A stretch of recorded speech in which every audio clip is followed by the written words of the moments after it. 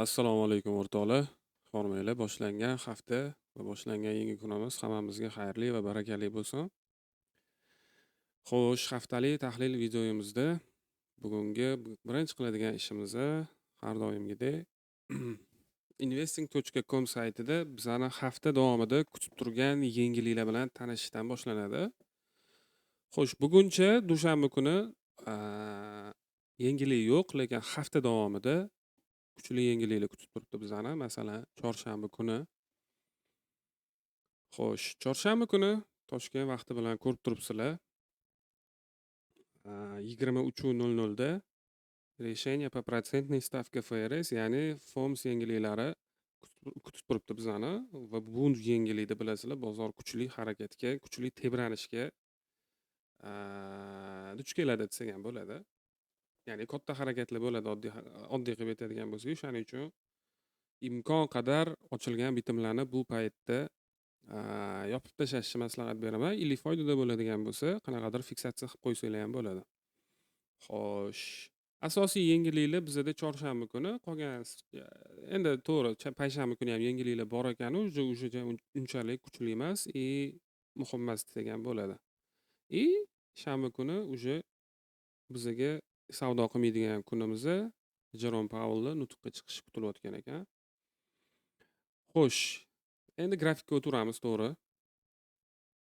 Dollar indeksi kunlik time frame'da hozircha bizda eng yaqin belgilagan nuqtamiz 1.395 narx darajasidagi likvidnessni yechdi mana bu yerdaga. Endi buni hozir o'chirib qo'yaversak ham bo'ladi. Endi nima kutsak bo'ladi dollar indeksidan?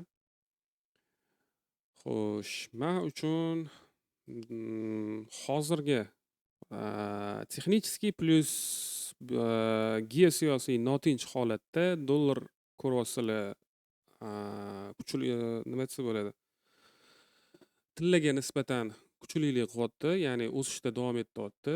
Chunki aksariyat urush holatida dollar indeksi qulirdi. Lekin hozirgi paytda tillada unchalik harakat yaxshi bo'lmaganligi sababli dollar kuchayishda davom etyapti. Bizda buni ketidan tepadagi likvidnesslarga qarab narx hujum qilib ketaverishda davom etadi. Shuning uchun bizdagi eng yaqin narx darajasi haftalik time frame'da ko'rsak ham bo'lar ekan. Mana bu yerdagi 101.977 narx darajasiga chiqishini ko'rsak bo'ladi. Xo'sh, kunlik time frame'da masalan eng yaqin mana pastdagi fair value gap nuqtalari yoki oddiy gap nuqtalariga narx pastga tushib atkat berganidan keyin mashitdan bayga qo'shilib olsak bo'ladi. To'g'ri, endi dollar indeksida savdo qilmaymiz. Bularga qarama-qarshi bo'lgan yevro dollar, funt dollarlarda savdo qilib ketaveramiz. Qisqacha qilib aytadigan bo'lsam, menda dollar indeksida hozircha uptrenddamiz, ya'ni o'suvchi trendda. Shuning uchun selga sal xavfliroq deb o'ylayman dollar indeksida.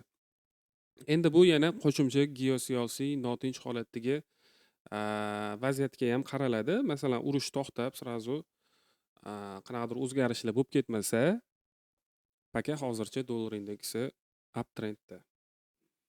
Yevro dollar. Bunda haftalik time frame'da ko'ryapsizlar, pastdagi mamutdagi eng yaqin bo'lgan likvidness nuqtamizga yechish arafasida desak ham bo'ladi. Ya'ni 1.13916 narx darajasiga shu hafta davomida tushishini ko'rishimiz mumkin. Endi kunlik time frame'ga o'tkazib ko'ramiz. Mana bu yerdagi narsalarni ortiqchalarni o'chirib turamiz. Bu yerga endi kunlik time frame'da bo'ladigan bo'lsa, balki bugun yoki ertaga ham tushib qo'yish ehtimolimiz bor. Agar narx tepaga ko'tarilishda davom etadigan bo'lsa, mana bu yerdagi FVG yoki mana bu общий order blokdan ham selga sekin harakat qilib ko'rsak bo'ladi. Endi kichkina time frame'dan baribir yana bitta tasdiq olamiz. Bunda endi qisqacha aytadigan bo'lsak, tushish, ya'ni down trenddamiz. Bayga sal xavfliroq deb o'ylayman. Mana bu yerdagi fair value gap nuqtalari balki o'tay tortib ko'rsak ham bo'ladi. Optimal trade entry balki kimlardir ishlatar. FVG nuqtamizda eng zo'r nuqtasi, ya'ni 0.75 darajasiga FVG ni 50% to'g'ri kelyapti. Balki mana mana shundan narx reaksiya olishini kutishimiz mumkin. Endi balki narx tepaga ko'tarilib bersa, to'g'ridan-to'g'ri tushib ketish ehtimoli ham bor, yo'q emas. Shuni ham hisobga olib qo'yasizlar. Xo'sh, funt dollar, GBP USD. Haftalik time frame'da hozircha bo'shliqlarni to'ldirishda davom etyapti narx va bizadagi bu yoqda eng yaqin haftalik time frame'dagi yaqin nuqta 1.301.02 darajasi. Kunlik time frame'ga o'tkazib ko'ramiz. Kunlik time frame'da bizada yaqinroq liquidness nuqtalari, swing low nuqtalar. Endi mana bularni swing low deb olsak bo'ladi. Endi swing low balki bugunchalik yoki yevro dollarga o'xshab bugun yoki ertaga olinishi mumkin mana shu nuqtamiz. Bunda ham xuddi shu yevro dollardagi ssenariy davom etyapti. Mana bu yerdagi eng yaqin fair value gap nuqtasiga narx agar ko'tarilishda davom etsa, mana shu yerdan sellga sekin harakat qilib ko'rsak bo'ladi. Xo'sh, qisqa qilamiz. Qisqacha ideyalar shu menda. Tillada hozircha ko'ryapsizlar, narx konsolidatsiya holatida bizadagi mana bu yerdagi maksimumni o'chirib turib, o'zimizga eng yaqin bo'lgan swing high nuqtamizni belgilab olamiz va narxni mana shu darajagacha kutsak bo'ladi. Ili pastga ketishda davom etaversa, eng yaqin nuqtamiz 4841 dollargacha narx tushish ehtimoli bor. Endi hozircha tiladigan noaniqlik sababli katta ehtimol narx где-то bir 4900 dollargacha tushish mumkin deb o'ylab turibman. Lично meni o'zimni fikrim. Endi buni hafta davomidagi, yana chorshanba kuni e'lon qilinadigan FRS'dagi hisobotlardagi yengilliklardan ko'rib olsak bo'ladi. Narx yana qanaqa dalish ketishini o'shandan keyin yana prognoz qilib olamiz. Nasdaqda narx juda zo'r likvidnesslarni yig'yapti. Ko'ryapsizlar, mana bu yerda narx pastdagi swing low nuqtamizda bir marta, ikki marta kelib likvidness yechmasdan yana qaytib ketdi. Bu uje bilasizlar, narx yecha olmasdan qaytib ketaversa, likvidnessdan bu uje kuchli likvidness hisoblanadi va narxi o'ziga kuchli tortish xususiyatiga ham ega bo'ladi. Tepada ham xuddi shunaqangi swing high, ya'ni buy side liquidity nuqtamiz bor. Xo'sh, menimcha endi katta ehtimol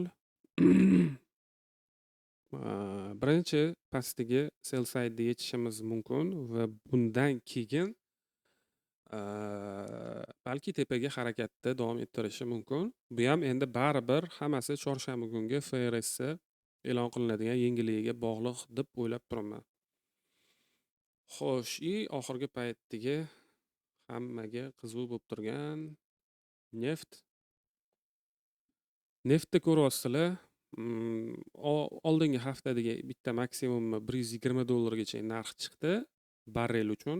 Bir barrel uchun 120 dollarga chiqdi impuls bilan va qaytib tushdi va tepaga yana sekin ko'tarilishi davom etyapti.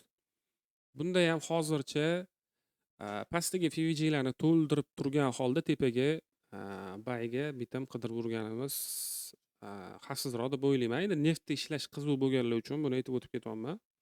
Ko'pchilik baribir hozir neftni ishlamaydi. Xo'sh, menda qisqacha ideyalar shu edi. Haftalik tahlil sizlarga foydali bo'layotgan bo'lsa, yoqayotgan bo'lsa, qo'llab-quvvatlab yuborasizlar. Bitta like bosib qo'yishingiz sizlardan chiqmasin. Xudo xolisa, biz sizlar uchun yanada foydali ma'lumotlarni berishda to'xtamaymiz. Salomat bo'linglar. Savdolarda omad tilab qolaman.